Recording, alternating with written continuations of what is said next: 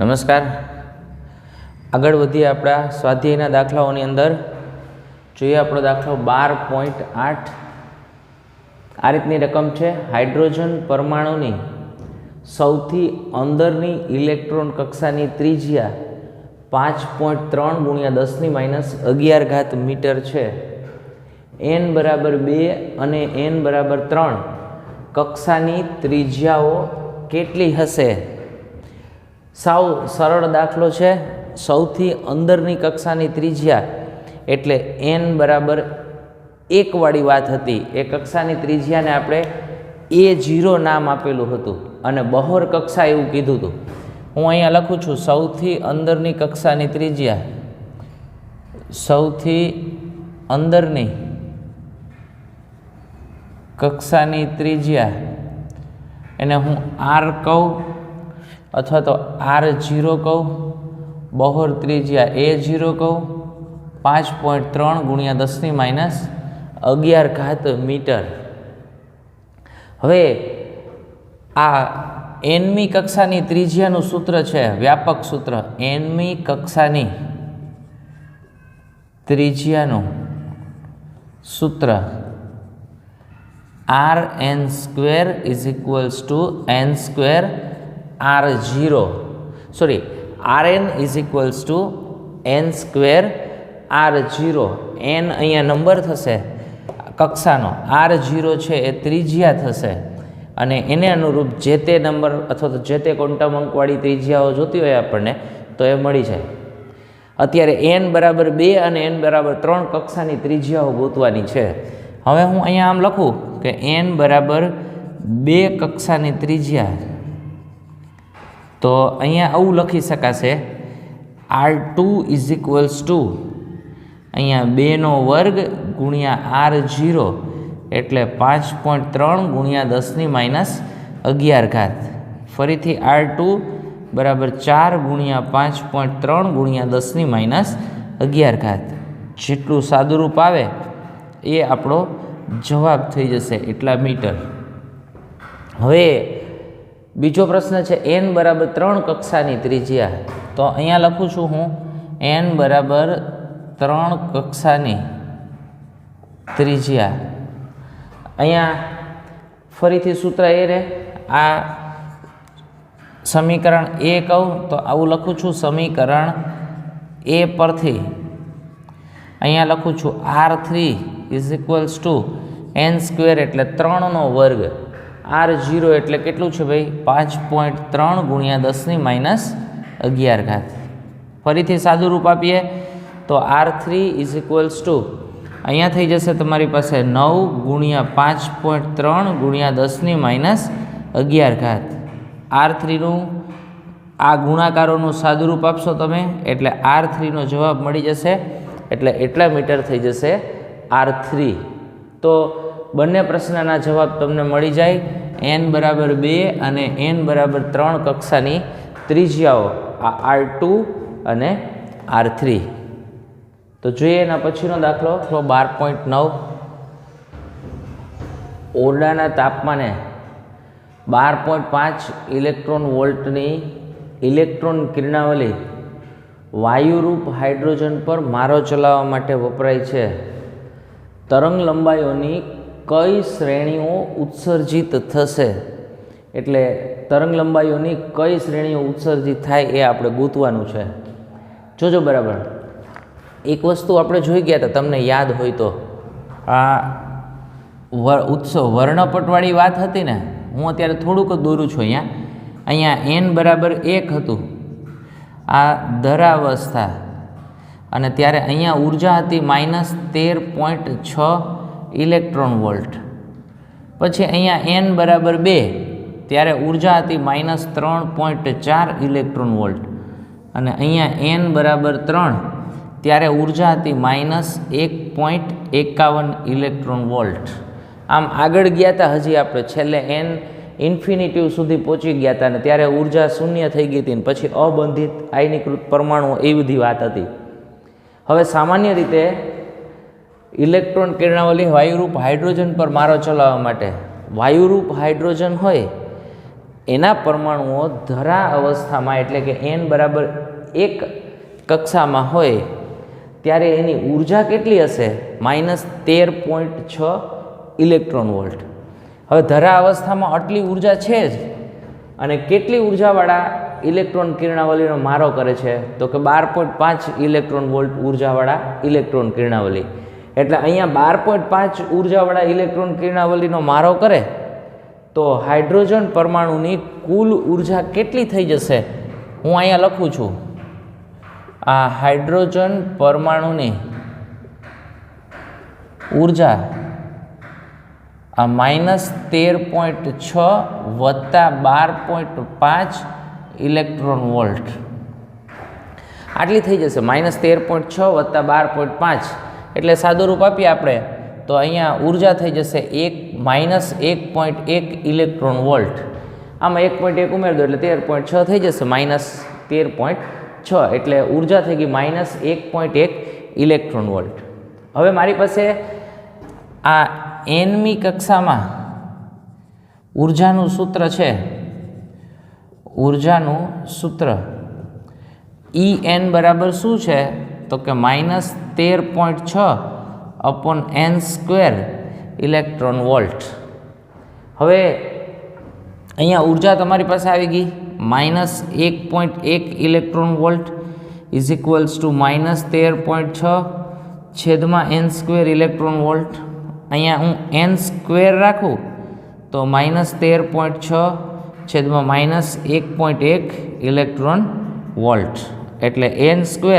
આનું સાદું રૂપ તમે આપવાની ટ્રાય કરજો એટલે અંદાજિત 12.36 જેવું મળશે. એટલે અહીંયા હું લખી નાખું છું 12.36 ઇલેક્ટ્રોન વોલ્ટ, અને આનું વર્ગમૂળ કાઢીએ ને તો લગભગ 3.51 જેવું થશે. એટલે n બરાબર અંદાજિત કહી શકાય 3. એટલે કેટલી કક્ષાઓ શક્ય થાય? તો કે અંદાજિત અહીંયા 3 કક્ષાઓ શક્ય થશે. મારી પાસે પરમાણુમાં જે રહેલી કક્ષાઓ છે એ કક્ષાઓ માટેનું સૂત્ર શું છે? ખરેખર કેટલી કક્ષાઓ રહેલી છે, અથવા તો પરમાણુની ઉર્જા કક્ષાઓ માટેનું સૂત્ર શું? તો કે અહીંયા લખી શકાય પરમાણુ કક્ષા, આ ઉર્જા કક્ષાનું સૂત્ર is equals to n into n-1/2. અહીંયા 3 લઈ લઉં છું. વર્ણપટ રેખાઓની સંખ્યા માટેનું સૂત્ર 3-1/2 એટલે 9 - 3 એટલે 6/2 એટલે 3.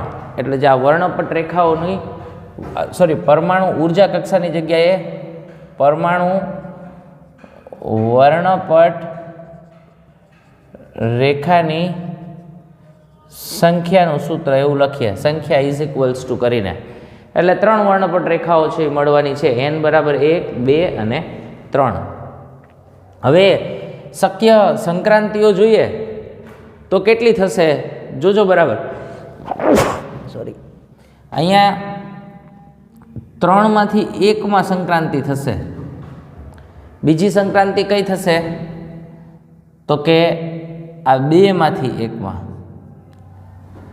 એટલે 2 વર્ણપટ રેખાઓ મળવાની છે. હજી એક અહીંયા મળશે 3માંથી 2માં. એટલે 3માંથી 1, જો અહીંયા આવું લખી શકાય વર્ણપટ શ્રેણીઓ n બરાબર 3 થી n બરાબર 1. પછી બીજું શું છે? તો કે n બરાબર 2 થી n બરાબર 1. 1 એટલે લાઇમેન શ્રેણી, એટલે લાઇમેન શ્રેણીની 2 રેખાઓ, આ 2 રેખાઓ.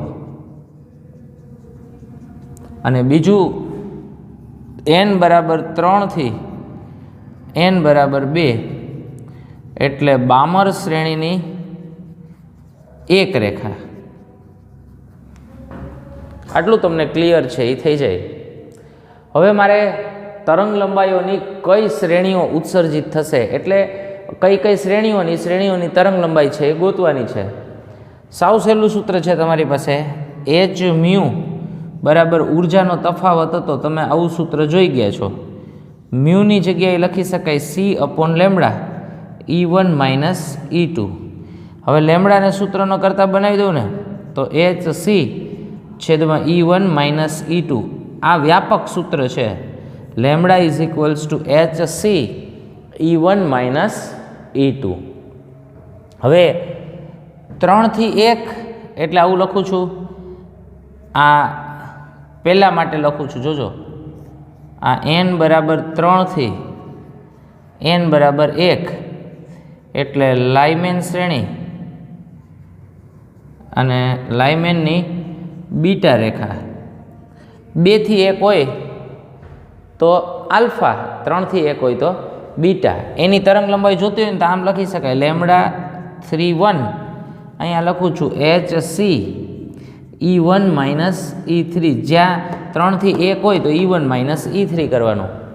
Hની કિંમત છે, Cની કિંમત છે, આ E1 છે પહેલી ઉર્જા, અહીંયા છે E2 આ બીજી ઉર્જા, અને આ છે ત્રીજી ઉર્જા E3. આ E1 E2 અને E3. તો તમને લેમડા 3 1 છે એ મળી જાય. એકનું સાદુરૂપ આપણે વિચારીએ પછી બેયના ડાયરેક્ટ કરી શકશો. આ 6.624 ગુણ્યા 10 ની -34 C3 ગુણ્યા 10 ની 8 E1 minus 13.6 minus E3 minus 1.51 બ્રેકેટની અંદર -1.51. આનું સાદુરૂપ આપી દેશો એટલે મળી જશે લેમડા 3 1. હવે સેમ સિસ્ટમ, કાંઈ ફેરફાર નહીં. 2 થી 1 n બરાબર 2 થી n બરાબર 1 તો અહીંયા લાઇમેન અને રેખા કઈ alpha. Lambda 2 1 HC E1 minus E2. એના પછીનું n બરાબર 3 થી 2 3 થી n બરાબર 2 તો બામર એની આલ્ફા રેખા. લખું છું N3 2 HC E2 minus E3. આ છેલ્લામાંથી પહેલું બાદ કરી નાખવાનું, સીધું સૂત્ર. બાકી બધી કિંમતો છે તમારી પાસે HC E1 E2 અને E3. એટલે તમને 3 તરંગ લંબાઈઓ છે એ મળી જાય. લેમડા 3 1 લેમડા 2 1 અને લેમડા 3 2. તો આ થઈ જશે આપણો દાખલો 12.9. અહીંયાથી તમે ખબર પડી જવી જોઈએ કે આ લાઇમેન શ્રેણીનું સૂત્ર હતું 1 upon lambda is equals to R 1 upon 1 square minus 1 upon n square. n2 લ્યો એટલે આલ્ફા મળે, 3 લ્યો તો બીટા મળે. એટલે હવે 3 માંથી 1 લ્યો તો કઈ રેખા થઈ જશે? બીટા. સેમ એવું 2 માંથી 1 લઈ એટલે લાઇમેન શ્રેણી તો છે જ એક, એટલે પણ આ બીજું એટલે પહેલી જ રેખા થઈ તો પહેલી આલ્ફા, બીટા, ગેમા અને ડેલ્ટા.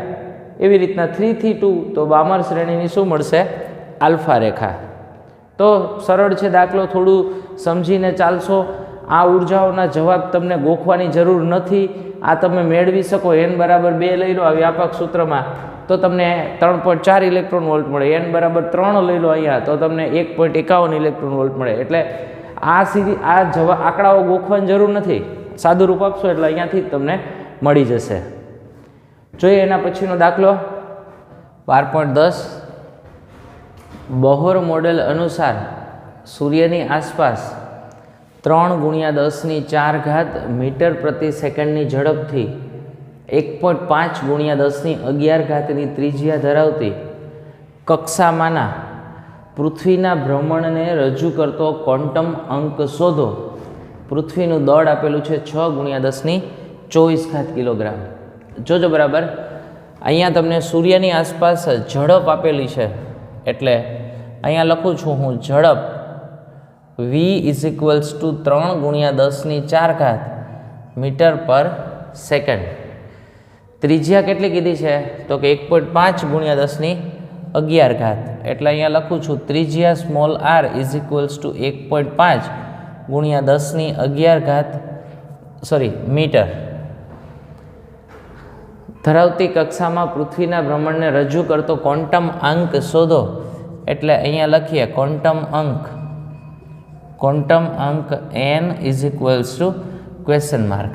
પૃથ્વીનું દળ, આ પૃથ્વીનું દળ m is equals to 6 × 10⁴ kilogram. જોજો, સૂર્યની આસપાસ ત્રિજ્યા ધરાવતી કક્ષામાંના પૃથ્વીના ભ્રમણને રજૂ કરતો, એટલે ખરેખર તો આકૃતિ આવી છે. અહીંયા સૂર્ય છે ને એની આસપાસ પૃથ્વીનું ભ્રમણ છે, આ ત્રિજ્યા છે. હવે પરમાણુમાંના ઇલેક્ટ્રોનના ભ્રમણ માટેનું કોણીય વેગમાનનું સૂત્ર આપણે લાગુ પાડીએ બોહર અધિતર્ક પ્રમાણે. આ બોહર અધિતર્ક મુજબ તો અહીંયા આવું લખી શકો તમે, mvr is equals to nh/2π.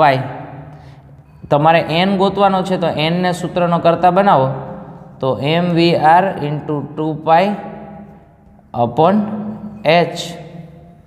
ફરીથી mvr × 2π/h. તો અહીંયા n ઇઝ ઇક્વલ્સ ટુ mની કિંમત કેટલી થશે? 6 × 10⁴ ગુણ્યા v. તો v તમને આપેલું છે 3 × 10⁴. mvr, r એટલે 1.5 × 10⁻11.